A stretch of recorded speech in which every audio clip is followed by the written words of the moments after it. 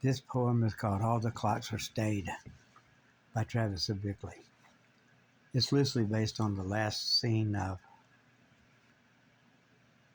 a second version of a movie called True Grit, starring Jeff Bridges and Stacey Steinfeld.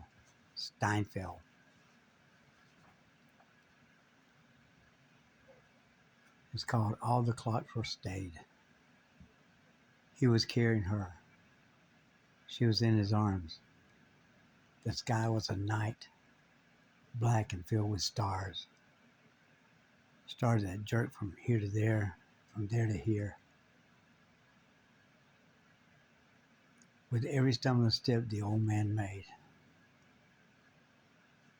He was old and obese.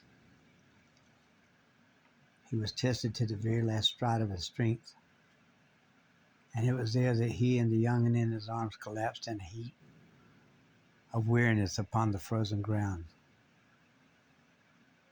He pulled his pistol and fired off a round that echoed the vast distance of that darkness. Its sound reached to the very end of it,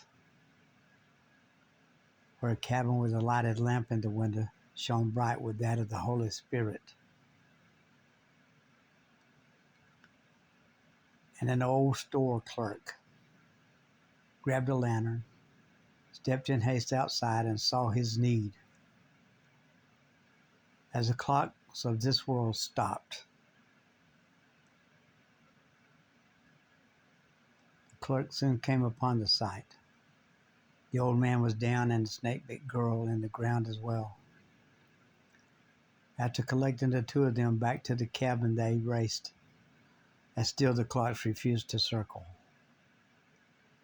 In his store, the clerk retrieved his medical tools and supplies and went to work.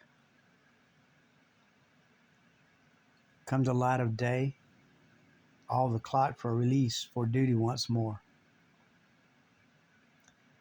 They had been stayed, for the angels at hand had given him time to remove the venom and treat her wound. It doesn't matter whether you believe it to be so or not. And what if it is not so?